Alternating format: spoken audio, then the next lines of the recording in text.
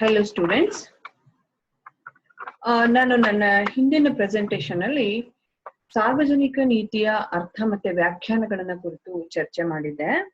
ಇವತ್ತು ಸಾರ್ವಜನಿಕ ನೀತಿಯ ಸ್ವರೂಪವನ್ನ ಕುರಿತು ನಾವು ಚರ್ಚೆ ಮಾಡೋಣ. ನಾವೀಗಾಗ್ಲೇ ಸಾರ್ವಜನಿಕ ನೀತಿ ಅಂದ್ರೆ ಏನು ಅನ್ನೋದನ್ನ ಬಹಳ ವಿವರವಾಗಿ ತಿಳ್ಕೊಂಡಿದ್ದೀವಿ. ಹಾಗೇನೆ ಸಾರ್ವಜನಿಕ ನೀತಿಯ ಸ್ವರೂಪವನ್ನ ಅರ್ಥ ಮಾಡ್ಕೊಳ್ಳೋದು ಕೂಡ ಅಷ್ಟೇ ಮುಖ್ಯವಾಗಿರುತ್ತೆ. ಯಾವುದೇ ಪಾಲಿಸಿ ನಿರ್ದಿಷ್ಟವಾಗಿರ್ಲಿ, ಸಾಮಾನ್ಯವಾಗಿರ್ಲಿ, ವಿಶಾಲವಾಗಿರ್ಲಿ ಅಥವಾ ಸಂಕುಚಿತವಾಗಿರ್ಲಿ, ಸರಳವಾಗಿರ್ಲಿ ಅಥವಾ ಸಂಕೀರ್ಣವಾಗಿರ್ಲಿ, ಒಟ್ಟಾರೆಯಾಗಿ ಅವನ್ನೆಲ್ಲವನ್ನು ಕೂಡ ನಾವು ಸಾರ್ವಜನಿಕ ನೀತಿ ಅನ್ನುವಂತಹ ಪರಿಕಲ್ಪನೆಯಲ್ಲೇ ವಿಶ್ಲೇಷಣೆ ಮಾಡ್ಬೇಕಾಗತ್ತೆ. ಸಾರ್ವಜನಿಕ ನೀತಿ ಅನ್ನುವಂಥದ್ದು ಎಲ್ಲಾ ಸರ್ಕಾರ ವ್ಯವಸ್ಥೆಗಳು ಕೂಡ ರಚಿಸಿ ಅನುಷ್ಠಾನಗೊಳಿಸಲೇಬೇಕಾದಂತಹ ವಿಷಯ ಆಗಿದೆ. ಅದು ಇಲ್ಲದೆ ಇದ್ರೆ ಒಂದು ರಾಷ್ಟ್ರದ ಆಡಳಿತವೇ ಸಾಧ್ಯ ಆಗೋದಿಲ್ಲ. ಹಾಗಾಗಿ ಎಲ್ಲಾ ಸರ್ಕಾರಗಳು ಕೂಡ ತಮ್ಮ ಬಹುತೇಕ ಕಾರ್ಯಕ್ರಮಗಳನ್ನ ಸಾರ್ವಜನಿಕ ನೀತಿಯ ರೂಪದಲ್ಲೇ ಜಾರಿಗೊಳಿಸ್ತಾರೆ. ಹಾಗಾಗಿ ಸಾರ್ವಜನಿಕ ನೀತಿಯ ಸ್ವರೂಪವನ್ನ ಅರಿಯಬೇಕಾದ್ರೆ ಸಾರ್ವಜನಿಕ ನೀತಿ ಅನ್ನುವಂತಹ ಪರಿಕಲ್ಪನೆ ಹಲವಾರು ಅಂಶಗಳೊಂದಿಗೆ ಪರಸ್ಪರ ಸಂಬಂಧವನ್ನ ಹೊಂದಿರುತ್ತೆ. ಅಂತಹ ಹಲವಾರು ಅಂಶಗಳನ್ನು ಕೂಡ ನಾವು ಚರ್ಚಿಸಿ ಅರ್ಥೈಸಿಕೊಳ್ಳಬೇಕಾದಂತಹ ಅಗತ್ಯ ಇದೆ. ಉದಾಹರಣೆಗೆ ಸಾರ್ವಜನಿಕ ಕಾರ್ಯಕ್ರಮಗಳು, ಸಾರ್ವಜನಿಕ ಚರ್ಚೆಗಳು, ನೀತಿ ವಿಶ್ಲೇಷಣೆ, ನೀತಿಗಳ ಪ್ರತಿಪಾದನೆ ಮತ್ತೆ ನೀತಿ ನಿರ್ಧಾರ, ಈ ಎಲ್ಲ ಅಂಶಗಳು ಕೂಡ ಒಂದರೊಡನೊಂದು ಸಂಬಂಧವನ್ನ ಹೊಂದಿದ್ದು ಒಂದು ಸಾರ್ವಜನಿಕ ನೀತಿಯ ನಿರೂಪಣೆ ಮತ್ತೆ ಅದರ ಸ್ವರೂಪದ ನಿರ್ಧಾರಕ್ಕೆ ಕಾರಣ ಆಗಿರುತ್ತೆ. ಹಾಗಾಗಿ ಈ ಎಲ್ಲ ಅಂಶಗಳನ್ನ ಅರಿತಾಗ ಮಾತ್ರ ನಾವು ಸಾರ್ವಜನಿಕ ನೀತಿಯ ಸ್ವರೂಪವನ್ನು ಕೂಡ ಸರಿಯಾದ ರೀತಿಯಲ್ಲಿ ಅರ್ಥೈಸ್ಕೊಳ್ಳಿಕ್ಕೆ ಸಾಧ್ಯ ಆಗುತ್ತೆ.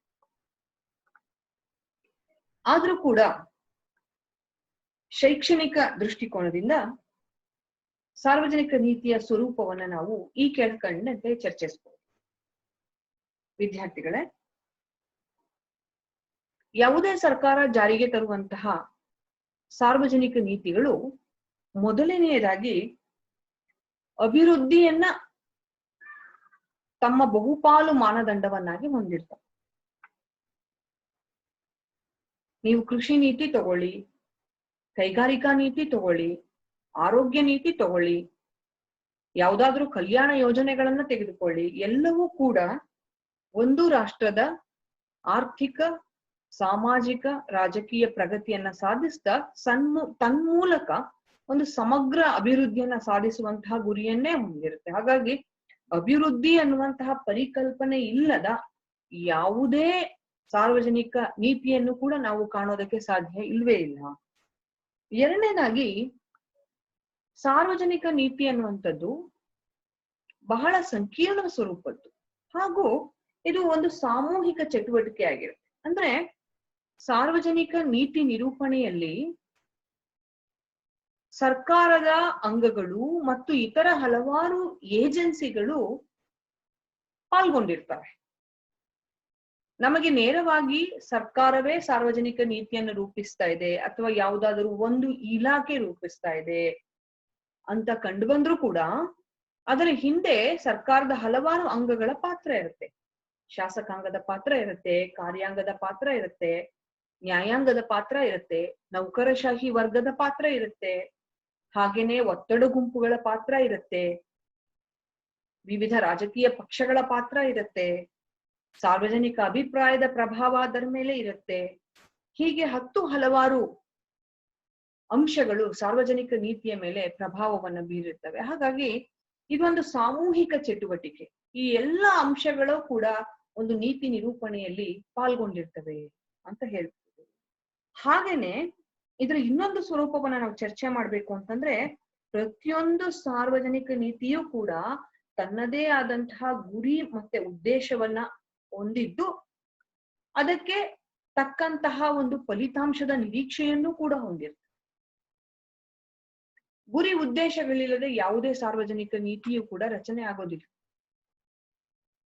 ಸರ್ಕಾರ ಜಾರಿಗೆ ತರುವಂತಹ ಹಲವಾರು ಕಲ್ಯಾಣ ಯೋಜನೆಗಳ ಹಿಂದಿನ ಗುರಿ ಸಾಮಾಜಿಕ ನ್ಯಾಯ ಮತ್ತು ಹಿಂದುಳಿದ ತುಳಿತಕ್ಕೆ ಒಳಗಾದ ವರ್ಗಗಳಿಗೆ ವಿಶೇಷ ಸವಲತ್ತುಗಳನ್ನ ಒದಗಿಸಿ ಅವರನ್ನು ಕೂಡ ಸಮಾಜದ ಮುಖ್ಯವಾಹಿನಿಗೆ ತರುವಂತಹ ಒಂದು ಪ್ರಯತ್ನ.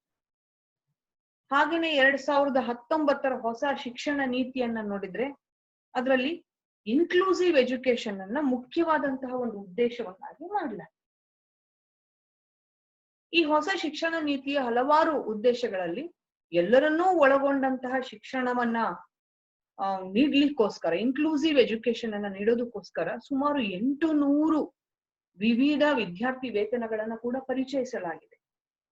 ಸೊ ಹಾಗೇನೆ ಕೈಗಾರಿಕಾ ನೀತಿಯ ಹಿಂದಿನ ಉದ್ದೇಶ ಸಮಗ್ರ ಕೈಗಾರಿಕಾ ಅಭಿವೃದ್ಧಿ, ತನ್ಮೂಲಕ ದೇಶದ ಆರ್ಥಿಕ ಸಾಮಾಜಿಕ ಅಭಿವೃದ್ಧಿಯೂ ಕೂಡ. ಹಾಗೆಯೇ ಹಲವಾರು ಪರಿಸರ ನೀತಿಗಳ ಗುರಿ ಉದ್ದೇಶಗಳನ್ನ ನೋಡಿದಾಗ ಪರಿಸರ ಸಂರಕ್ಷಣೆಯೇ ಅದರ ಹಿಂದಿನ ಗುರಿಯಾಗಿರುತ್ತೆ ಅನ್ನೋದನ್ನ ನಾವು ಬಹಳ ಸರಳವಾಗಿ ಅರ್ಥ ಮಾಡ್ಕೊಳ್ಬಹುದು. ಹಾಗಾಗಿ ಗುರಿ ಉದ್ದೇಶಗಳಿಲ್ಲದೆ ಯಾವ ಸಾರ್ವಜನಿಕ ನೀತಿಯೂ ಕೂಡ ರಚನೆ ಆಗೋದಿಲ್ಲ. ಹಾಗೇನೆ ಇದರ ಇನ್ನೊಂದು ಮುಖ್ಯವಾದಂತಹ ಸ್ವರೂಪ ಏನಪ್ಪಾ ಅಂತಂದ್ರೆ, ಪ್ರತಿಯೊಂದು ಸಾರ್ವಜನಿಕ ನೀತಿಯು ಕೂಡ ಅದರ ಹಿಂದೆ ಕೆಲವೊಂದು ಉದ್ದೇಶ ಪೂರ್ವಕವಾದಂತಹ ಕಾರ್ಯತಂತ್ರಗಳನ್ನ ಒಳಗೊಂಡಿರುತ್ತೆ. ನೀವು ಉದಾಹರಣೆಗೆ ಶೈಕ್ಷಣಿಕ ನೀತಿಗಳನ್ನ ಉದಾಹರಣೆಯಾಗಿ ನಾವು ತಗೊಂಡಾಗ, ಸರ್ಕಾರ ಇಂತಹ ಸಾರ್ವಜನಿಕ ನೀತಿಗಳ ಮೂಲಕ ಯಾಕೆ ಶಿಕ್ಷಣಕ್ಕೆ, ಗುಣಮಟ್ಟದ ಶಿಕ್ಷಣಕ್ಕೆ ಹೆಚ್ಚಿನ ಒತ್ತನ್ನ ಕೊಡಬೇಕು, ಇಂತಹ ಶಿಕ್ಷಣ ನೀತಿಯ ಹಿಂದೆ ಎಲ್ಲರಿಗೂ ಶಿಕ್ಷಣವನ್ನ ತಲುಪಿಸೋದು ಮತ್ತೆ ಶಿಕ್ಷಣದ ಗುಣಮಟ್ಟವನ್ನ ಹೆಚ್ಚಿಸುವುದು ಅಷ್ಟೇ ಉದ್ದೇಶ ಆಗಿರೋದಿಲ್ಲ. ನೇರವಾಗಿ ನಮಗೆ ಆ ಉದ್ದೇಶಗಳಷ್ಟೇ ಕಂಡ್ರೂ ಕೂಡ ಅದರ ಹಿಂದಿನ ಕಾರ್ಯತಂತ್ರ ಬಹಳಷ್ಟಿರುತ್ತೆ. ಏನಿರುತ್ತೆ ಅಂತಂದ್ರೆ, ಪದೇ ಪದೇ ಬದಲಾಗ್ತಾ ಇರುವಂತಹ ಶಿಕ್ಷಣ ನೀತಿಯ ಹಿಂದೆ ಬದಲಾಗುತ್ತಿರುವ ಜಾಗತಿಕ ಪರಿಸ್ಥಿತಿಗೆ ಹೊಂದಿಕೊಳ್ಳುವಂತಹ, ಮುಂದೆ ಬರುವಂತಹ ಸವಾಲುಗಳನ್ನ ಎದುರಿಸುವಂತಹ ಒಂದು ಪ್ರಜೆಗಳನ್ನ ನಿರ್ಮಾಣ ಮಾಡುವಂಥದ್ದು ಕೂಡ ಅದರ ಹಿಂದಿನ ಒಂದು ಉದ್ದೇಶ ಆಗಿರುತ್ತೆ. ಹಾಗಾಗಿ ಹೊಸ ಶಿಕ್ಷಣ ನೀತಿಗಳು ಜಾರಿಗೆ ಬಂದಂತೆಲ್ಲ ಅದು ಆ ಸಮಯದ ಆರ್ಥಿಕ, ಸಾಮಾಜಿಕ, ರಾಜಕೀಯ ಪರಿಸ್ಥಿತಿಗಳಿಗೆ ಅನುಗುಣವಾಗಿರೋದನ್ನ ನಾವು ಸೂಕ್ಷ್ಮವಾಗಿ ಗಮನಿಸಬಹುದಾಗಿರುತ್ತೆ. ಹಾಗಾಗಿ ಶಿಕ್ಷಣ ನೀತಿಯ ಹಿಂದೆ ಶಿಕ್ಷಣವನ್ನ ಒದಗಿಸುವುದು, ಎಲ್ಲರನ್ನೂ ಒಳಗೊಂಡಂತಹ ಶಿಕ್ಷಣವನ್ನ ನೀಡುವುದು, ಗುಣಮಟ್ಟವನ್ನ ಹೆಚ್ಚಿಸುವುದು ಅಷ್ಟೇ ಆಗಿಲ್ಲದೆ ಸಮಾಜ ಕಲ್ಯಾಣ, ಪ್ರಸ್ತುತ ಆರ್ಥಿಕ ಸ್ಥಿತಿಗೆ ಸಂಬಂಧಿಸಿದಂತೆ ಉದ್ಯೋಗ ಸೃಷ್ಟಿ, ತನ್ಮೂಲಕ ಸುಶಿಕ್ಷಿತ ವರ್ಗ ಪ್ರಸ್ತುತ ಪರಿಸ್ಥಿತಿಗೆ ಹೊಂದಿಕೊಂಡು ಸವಾಲುಗಳನ್ನ ಎದುರಿಸುತ್ತಾ ಅವರೆಲ್ಲರೂ ಕೂಡ ದೇಶದ ಅಭಿವೃದ್ಧಿಗೆ ಕೊಡುಗೆಯನ್ನ ಕೊಡುವಂತೆ ಮಾಡುವ ಒಂದು ಉದ್ದೇಶವೂ ಇರುತ್ತೆ. ಇದು ಈಗ ನಾವು ಚರ್ಚಿಸಿದಷ್ಟು ಸರಳವಾದಂತಹ ವಿಷಯ ಅಲ್ಲ. ಆದರೂ ಕೂಡ ನಾವು ಸಾರ್ವಜನಿಕ ನೀತಿಯ ಸ್ವರೂಪವನ್ನು ಅರ್ಥೈಸಿಕೊಳ್ಳುವಾಗ ಇಂತಹ ಚರ್ಚೆ ಸರಳವಾಗಿ ಮಾಡ್ಲೇಬೇಕಾಗತ್ತೆ. ಹಾಗಾಗಿ ಪ್ರತಿಯೊಂದು ಸಾರ್ವಜನಿಕ ನೀತಿಯ ಹಿಂದೆ ಇಂತಹ ಸಾವಿರಾರು ಕಾರ್ಯತಂತ್ರಗಳಿರುತ್ತೆ. ಕೆಲವೊಂದು ಪ್ರಕಟಗೊಳ್ಳುವಂತಹ ಕಾರ್ಯತಂತ್ರಗಳಿರುತ್ತೆ, ಕೆಲವೊಂದು ಹಿಡನ್ ಸ್ಟ್ರಾಟಜಿ ಅಂತ ಹೇಳ್ತೇವೆ, ನಮ್ಗೆ ಗೊತ್ತಿಲ್ಲದ ಒಂದು ಸುಲಭವಾಗಿ ಗೊತ್ತಾಗದಂತಹ ಒಂದು ಕಾರ್ಯತಂತ್ರಗಳು ಕೂಡ ಅದರಲ್ಲಿ ಇರುತ್ತೆ ಅಂತ ಹೇಳ್ಬೋದು.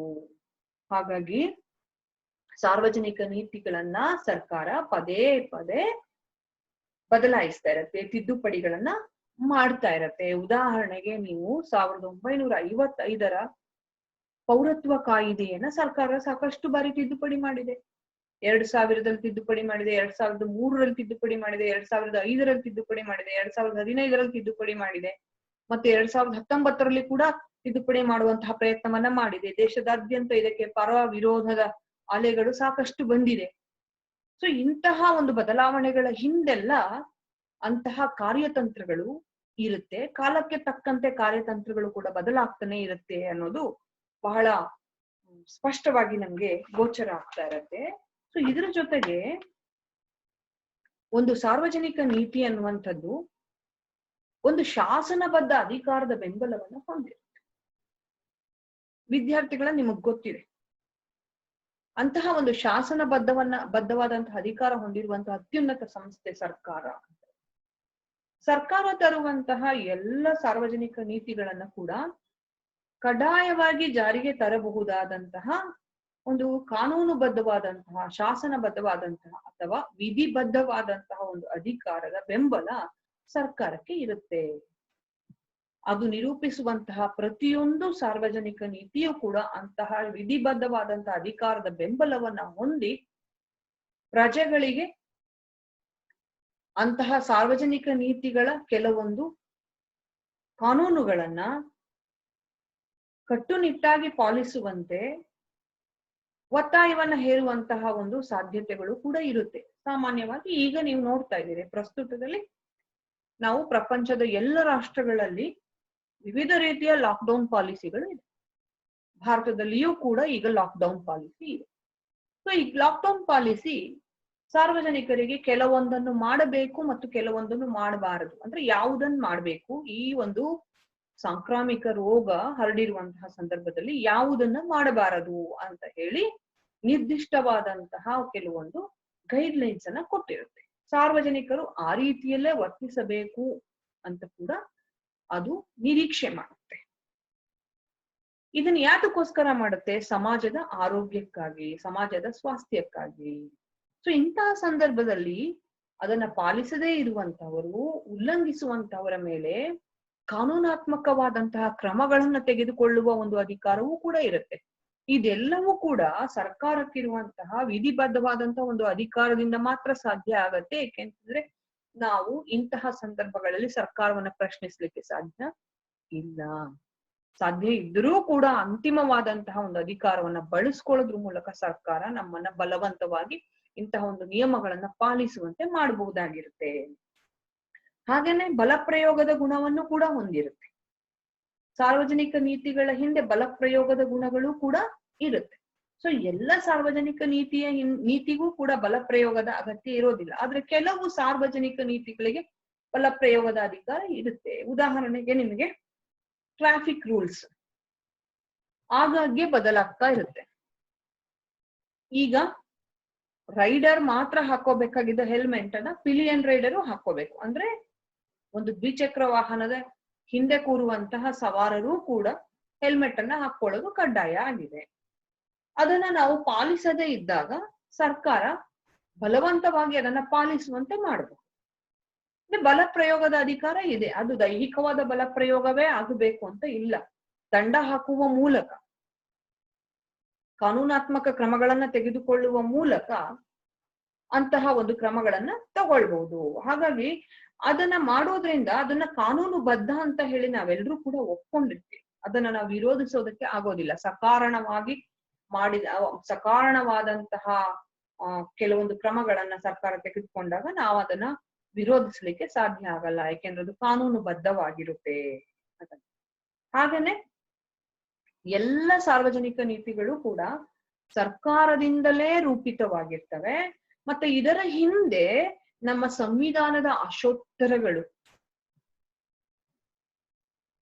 ಆಶೋತ್ತರಗಳೇ ಅದರ ಹಿಂದಿನ ಒಂದು ಮೌಲ್ಯಗಳು ಅಥವಾ ನಿರ್ದೇಶಕ ಅಂಶಗಳಾಗಿರ್ತವೆ ಅಂತ ಹೇಳ್ಬಹುದು. ಹಾಗಾಗಿ ಇಲ್ಲಿ ಲಾಭದ ಒಂದು ಉದ್ದೇಶ ಇರೋದಿಲ್ಲ. ಸರ್ವರ ಕಲ್ಯಾಣ, ಸಮಾಜದ ಸ್ವಾಸ್ಥ್ಯ, ದೇಶದ ಅಭಿವೃದ್ಧಿ, ದೇಶದ ರಕ್ಷಣೆ, ಇಂತಹವುಗಳೇ ಅವುಗಳ ಹಿಂದಿನ ಒಂದು ಮುಖ್ಯ ಉದ್ದೇಶವಾಗಿರುತ್ತೆ ಹೊರತು ಲಾಭದ ಉದ್ದೇಶ ಇರಲ್ಲ. ನಾನು ಯಾಕೆ ಈ ವಿಷಯವನ್ನ ಹೇಳ್ತಾ ಇದ್ದೀನಿ ಅಂದ್ರೆ, ಸಾರ್ವಜನಿಕ ನೀತಿಗಳು ಖಾಸಗಿ ನೀತಿಗಳಿಗಿಂತ ಭಿನ್ನವಾಗಿರುತ್ತೆ. ಸಾರ್ವಜನಿಕ ಕೈಗಾರಿಕೆಗಳು ಲಾಭದ ಉದ್ದೇಶವನ್ನು ಹೊಂದಿರೋದಿಲ್ಲ, ಆದ್ರೆ ಖಾಸಗಿ ಕೈಗಾರಿಕೆಗಳು ಲಾಭದ ಉದ್ದೇಶವನ್ನು ಹೊಂದಿರುತ್ತೆ. ಹಾಗಾಗಿ ಖಾಸಗಿ ಕೈಗಾರಿಕಾ ಸಂಸ್ಥೆಗಳು ಮಾಡಿಕೊಳ್ಳುವಂತಹ ನೀತಿ ನಿಯಮಗಳು ಹೆಚ್ಚು ಲಾಭದ ಉದ್ದೇಶದಿಂದಲೇ ಕೂಡಿರುತ್ತವೆ ಅಂತ ಹೇಳ್ಬಹುದು. ಹಾಗಾಗಿ ಸಾರ್ವಜನಿಕ ನೀತಿ ಖಾಸಗಿ ನೀತಿಗಿಂತ ಬಹಳಷ್ಟು ಭಿನ್ನವಾಗಿರುತ್ತೆ. ಮತ್ತೆ ಸಾರ್ವಜನಿಕ ನೀತಿ ಬಹಳ ಕ್ರಿಯಾಶೀಲವಾದದ್ದು ಮತ್ತೆ ಬಹುಮುಖಿ ಉದ್ದೇಶಗಳನ್ನ ಹೊಂದಿರುತ್ತೆ. ಏನದು ಬಹುಮುಖಿ ಉದ್ದೇಶ ಅಂತ ಅಂದ್ರೆ, ಯಾವುದೇ ನೀತಿ ಹಿಂದೆ ಒಂದೇ ನಿರ್ದಿಷ್ಟವಾದಂತಹ ಉದ್ದೇಶ ಇರಲ್ಲ. ಉದಾಹರಣೆಗೆ ನಿಮ್ಗೆ ಆರೋಗ್ಯ ನೀತಿಯನ್ನ ತಗೊಂಡ್ರೆ ಕೂಡ ಅದರಲ್ಲಿ ಕೇವಲ ಸಮಾಜದ ಸ್ವಾಸ್ಥ್ಯ ಅಷ್ಟೇ ಮುಖ್ಯ ಆಗಿರೋದಿಲ್ಲ ಅದಕ್ಕೆ, ಅಥವಾ ಸಮಾಜದ ಸ್ವಾಸ್ಥ್ಯ ಒಂದೇ ಗುರಿಯಾಗಿರೋದಿಲ್ಲ. ಅದು ತನ್ಮೂಲಕ ಆರೋಗ್ಯ ಸೇವೆಯನ್ನ ಎಲ್ಲರಿಗೂ, ಬಡವರಿಗೂ ಕೂಡ ಒದಗಿಸುವಂತಹ ಒಂದು ಉದ್ದೇಶವನ್ನ ಹೊಂದಿರುತ್ತೆ. ಹಾಗಾಗಿಯೇ ಸರ್ಕಾರದ ಆರೋಗ್ಯ ನೀತಿ ಅದು ಇತರ ಖಾಸಗಿ ಸಂಸ್ಥೆಗಳ ಒಂದು ನೀತಿಗಿಂತಲೂ ಬಹಳ ಭಿನ್ನವಾಗಿರುತ್ತೆ. ಮನೆ ಮನೆ ಬಾಗಿಲಿಗೆ ಆರೋಗ್ಯದ ಒಂದು ಸೌಲಭ್ಯಗಳನ್ನ ಒದಗಿಸುವಂತ ಉದ್ದೇಶವನ್ನ ಅದು ಹೊಂದಿರುತ್ತೆ. ಉದಾಹರಣೆಗೆ ಇನ್ನು ನಿಮ್ಗೆ ಕೈಗಾರಿಕಾ ನೀತಿಯನ್ನ ಉದಾಹರಣೆಯಾಗಿ ತಗೊಳ್ಳೋದಾದ್ರೆ, ಕೇವಲ ಕೈಗಾರಿಕಾಭಿವೃದ್ಧಿ ಅಷ್ಟೇ ಅಲ್ಲ, ಅದರ ಹಿಂದೆ ಯಾವ ರೀತಿಯ ಕೈಗಾರಿಕೆಗಳನ್ನ ನಾವು ಸ್ಥಾಪನೆ ಮಾಡಿದ್ರೆ ನಮ್ಮ ದೇಶದ ಆರ್ಥಿಕತೆಗೆ ಹೆಚ್ಚಿನ ಒಂದು ಸಹಾಯ ಆಗಬಹುದು, ಮತ್ತೆ ಯಾವ ರೀತಿಯಾದಂತಹ ಕೈಗಾರಿಕೆಗಳನ್ನ ಸೃಷ್ಟಿ ಮಾಡಿದ್ರೆ ನಮ್ಮಲ್ಲಿ ಔದ್ಯೋಗಿಕ ಚಟುವಟಿಕೆಗಳನ್ನ ಮತ್ತು ಎಂಪ್ಲಾಯ್ಮೆಂಟ್ ಆಪರ್ಚುನಿಟೀಸ್ ಅನ್ನ, ಅವಕಾಶಗಳನ್ನ ಹೆಚ್ಚಿಸಬಹುದು ಅನ್ನುವಂಥದ್ದು ಕೂಡ ಇರುತ್ತೆ. ಅದ್ರ ಮೂಲಕ ತಲಾ ಆದಾಯ ಹೆಚ್ಚುತ್ತೆ. ಹೆಚ್ಚು ಹೆಚ್ಚು ಕೈಗಾರೀಕರಣ ಆದಷ್ಟು ಔದ್ಯೋಗಿಕ ಅವಕಾಶಗಳು ತೆರೆಕೊಳ್ತವೆ, ತಲಾ ಆದಾಯ ಹೆಚ್ಚುತ್ತೆ, ಮತ್ತೆ ನಮ್ಮ ದೇಶದ ಸಾಕಷ್ಟು ವಿದ್ಯಾವಂತ ವರ್ಗ ಈ ನಿಟ್ಟಿನಲ್ಲಿ ತಮ್ಮದೇ ಆದಂತಹ ವೈಜ್ಞಾನಿಕ ತಾಂತ್ರಿಕ ಕೊಡುಗೆಗಳನ್ನ ನೀಡ್ತಾರೆ. ಸೊ ಸಮಗ್ರ ಅಭಿವೃದ್ಧಿಯ ಒಂದು ಉದ್ದೇಶ ಇರುತ್ತೆ. ಹಾಗಾಗಿ ಸರ್ಕಾರ ಯಾವುದಾದರೂ ಒಂದು ಸಾರ್ವಜನಿಕ ನೀತಿಯನ್ನ ಜಾರಿಗೆ ತಂದರೆ ಅದರ ಹಿಂದೆ ಹಲವಾರು ಉದ್ದೇಶಗಳು ಇರುತ್ತೆ, ಬಹುಮುಖಿ ಉದ್ದೇಶಗಳನ್ನ ಅದು ಹೊಂದಿರುತ್ತೆ ಅಂತ ಹೇಳ್ಬೋದು. ಹಾಗೇನೆ ಇಂತಹ ಸಾರ್ವಜನಿಕ ನೀತಿಗಳು ನಿರ್ದಿಷ್ಟವಾಗಿರ್ಬೋದು ಅಥವಾ ಸಾಮಾನ್ಯವಾಗಿರ್ಬೋದು. ನಿರ್ದಿಷ್ಟ ಅಂತಂದ್ರೆ ಯಾವ್ದಾದ್ರು ಒಂದು ಸಾಮಾಜಿಕ ವರ್ಗಕ್ಕೆ ಮಾತ್ರ ಅನ್ವಯ ಆಗುವಂತಹ ಅಥವಾ ಯಾವ್ದಾದ್ರು ಒಂದು ನಿರ್ದಿಷ್ಟ ಉದ್ದೇಶಕ್ಕೆ ಮಾತ್ರ ಜಾರಿಗೆ ತಂದಿರುವಂತಹ ನೀತಿ ಆಗಿರ್ಬೋದು. ಉದಾಹರಣೆಗೆ ನಮ್ಮ ವೆಲ್ಫೇರ್ ಪಾಲಿಸೀಸ್ ಅಂತ ಏನ್ ಹೇಳ್ತೀವಿ, ಇವುಗಳು ಸಾಮಾನ್ಯವಾಗಿ ಬಡ ವರ್ಗ, ತುಳಿತಕ್ಕೆ ಒಳಗಾದ ಅಲ್ಪಸಂಖ್ಯಾತ ವರ್ಗಗಳಿಗೆ ಸೀಮಿತಗೊಳಿಸಿದಂತಹ ಕೆಲವೊಂದು ನೀತಿಗಳನ್ನ ತರುತ್ತೆ. ಹಾಗೇನೆ ಸಾಮಾನ್ಯ ಅಂತ ಅಂದಾಗ ಈ ಸಾಮಾನ್ಯ ನೀತಿಗಳು ಎಲ್ಲರಿಗೂ ಅನ್ವಯವಾಗುವಂತಹ ನೀತಿಗಳು ಆಗಿರುತ್ತೆ. ಉದಾಹರಣೆಗೆ ನಿಮ್ಗೆ ಸಾರ್ವಜನಿಕ ಶಿಕ್ಷಣ ನೀತಿ ಎಲ್ಲರಿಗೂ ಅನ್ವಯ ಆಗುವಂತ ನೀತಿ ಆಗಿರುತ್ತೆ. ಹಾಗೇನೆ ಇದು ಸಂಕುಚಿತವಾಗಿರ್ಬೋದು ಅಥವಾ ವಿಶಾಲವಾಗಿರ್ಬೋದು, ಸರಳವಾಗಿರ್ಬೋದು ಅಥವಾ ಸಂಕೀರ್ಣವಾಗಿರ್ಬೋದು, ಎಲ್ಲ ಸ್ವರೂಪದವು ಕೂಡ ದೀರ್ಘಕಾಲದ್ದಾಗಿರ್ಬೋದು ಅಥವಾ ಅಲ್ಪ ಕಾಲದಾಗಿರ್ಬೋದು. ಲಾಕ್ಡೌನ್ ಪಾಲಿಸಿಗಳು ಅಲ್ಪ ಕಾಲದವು, ಇನ್ನಿತರ ನ್ಯೂಕ್ಲಿಯರ್ ಪಾಲಿಸಿ ಆಗಿರ್ಬೋದು. ಇಂತಹ ಪಾಲಿಸಿಗಳು ಏನದು ದೀರ್ಘಕಾಲದ ಒಂದು ಸಾರ್ವಜನಿಕ ನೀತಿಗಳು ಆಗಿರ್ತವೆ. ಹಾಗೇನೆ ಈ ಸಾರ್ವಜನಿಕ ನೀತಿಗಳು ನಕಾರಾತ್ಮಕನೂ ಆಗಿರ್ಬೋದು ಮತ್ತೆ ಸಕಾರಾತ್ಮಕವೂ ಆಗಿರ್ಬೋದು. ನಕಾರಾತ್ಮಕ ಸಾರ್ವಜನಿಕ ನೀತಿ ಏನ್ ಹೇಳುತ್ತೆ? ಸಾರ್ವಜನಿಕರು ಏನನ್ನ ಮಾಡಬಾರದು, ಅಧಿಕಾರಿಗಳು ಯಾವ ಕ್ರಮಗಳನ್ನ ತೆಗೆದುಕೊಳ್ಳಬಾರದು ಅಂತ ಅದು ನಿರ್ದೇಶನ ಕೊಡುತ್ತೆ. ಸಕಾರಾತ್ಮಕವಾದದ್ದು ಅಂತಂದ್ರೆ ಸಾರ್ವಜನಿಕರು ಏನ್ ಮಾಡ್ಬೋದು, ಅಧಿಕಾರಿ ವರ್ಗ ಏನನ್ನ ಮಾಡಬಹುದು ಅನ್ನುವಂಥದ್ದನ್ನ ಹೇಳತ್ತೆ. ಅದಕ್ಕೆ ಇದನ್ನ ಸಕಾರಾತ್ಮಕ ಮತ್ತು ನಕಾರಾತ್ಮಕ ಅಂತ ಹೇಳ್ತೀವಿ. ಈಗ ಪ್ರಸ್ತುತದಲ್ಲಿರುವಂತ ಲಾಕ್ಡೌನ್ ಉದಾಹರಣೆಯನ್ನ ತಗೊಂಡ್ರೆ, ಲಾಕ್ಡೌನ್ ಪಾಲಿಸಿನಲ್ಲಿ ಏನ್ ಹೇಳುತ್ತೆ? ನಮಗ್ ಸರ್ಕಾರ ನಿರ್ಬಂಧಗಳನ್ನ ಹೇರುತ್ತೆ. ಏನ್ ಮಾಡ್ಬೋದು, ಏನ್ ಮಾಡ್ಬಾರ್ದು, ಯಾವ ಅಂಗಡಿ ತೆರಿಬೇಕು, ಯಾವ ಅಂಗಡಿ ತೆರಿಬಾರ್ದು, ಜನ ಯಾವಾಗ ಹೊರಗೆ ಹೋಗ್ಬೇಕು, ಯಾವಾಗ ಹೊರಗೆ ಹೋಗ್ಬಾರ್ದು, ಯಾರು ಹೊರಗಡೆ ಹೋಗ್ಬೇಕು, ಹೊರಗಡೆ ಹೋಗುವ ಮುನ್ನ ಏನನ್ನ ಮಾಡ್ಬೇಕು, ಯಾವ ಒಂದು ಮುನ್ನೆಚ್ಚರಿಕೆಯ ಕ್ರಮಗಳನ್ನ ತಗೊಳ್ಬೇಕು ಅನ್ನೋದು. ಮತ್ತೆ ಹಂಗೆ ನೀವು ಸಂಚಾರಿ ನೀತಿ ನಿಯಮಗಳನ್ನ ನೋಡಿ. ಸಂಚಾರಿ ನೀತಿಯ ನಿಯಮಗಳನ್ನ ನೋಡಿದಾಗ್ಲೂ ಕೂಡ ನಮ್ಗೆ ಬಹಳ ಚೆನ್ನಾಗಿ ಗೊತ್ತಾಗುತ್ತೆ ಸಾರ್ವಜನಿಕರು ಏನ್ ಮಾಡ್ಬೇಕು. ಹಾಗೇನೆ ಅಧಿಕಾರಿಗಳು ಯಾವ ಸಂದರ್ಭದಲ್ಲಿ ದಂಡವನ್ನ ವಿಧಿಸ್ಬೇಕು, ಯಾವ ಸಂದರ್ಭದಲ್ಲಿ ದಂಡವನ್ನ ವಿಧಿಸಬಾರ್ದು, ಯಾವ ಒಂದು ಸಂಚಾರಿ ನಿಯಮ ಉಲ್ಲಂಘನೆಗೆ ಯಾವ ಕ್ರಮಗಳನ್ನ ತೆಗೆದುಕೊಳ್ಬೇಕು, ಯಾವ ರೀತಿಯಾಗಿ ತಗೊಳ್ಬೇಕು, ಯಾವ ರೀತಿಯಾಗಿ ತಗೊಳ್ಬಾರ್ದು ಅನ್ನುವಂಥದ್ದು ನಿರ್ಬಂಧಗಳು ಸಕಾರಾತ್ಮಕ ನಕಾರಾತ್ಮಕವಾದಂತವುಗಳು ಇರ್ತವೆ.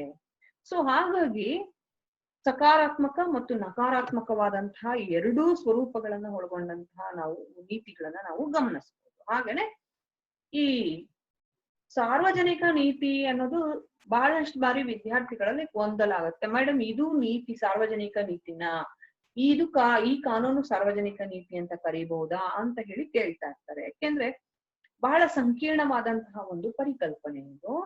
ಸಾರ್ವಜನಿಕ ನೀತಿ ಹಲವಾರು ರೂಪಗಳನ್ನ ಹೊಂದಿರುತ್ತೆ. ನಿಮ್ಗೆ ಉದಾಹರಣೆಗೆ ಕಾನೂನುಗಳ ರೂಪದಲ್ಲಿ ಬರುವುದೂ ಕೂಡ ಸಾರ್ವಜನಿಕ ನೀತಿಯೇ, ಸುಗ್ರೀವಾಜ್ಞೆಗಳ ರೂಪದಲ್ಲಿ ಜಾರಿಗೆ ತರುವಂತದ್ದು ಕೂಡ ಸಾರ್ವಜನಿಕ ನೀತಿಯೇ. ಉದಾಹರಣೆ, ಕೇರಳದಲ್ಲಿ ಈಗ COVID-19 ನಿಯಂತ್ರಣಕ್ಕೆ ಸುಗ್ರೀವಾಜ್ಞೆಯನ್ನ ಜಾರಿಗೆ ತಂದಿದ್ದಾರೆ, ಅದು ಕೂಡ ಸಾರ್ವಜನಿಕರಿಗೆ ಸಂಬಂಧಿಸಿದ್ದೆ, ಹಾಗಾಗಿ ಅದು ಕೂಡ ಸಾರ್ವಜನಿಕ ನೀತಿಯೇ.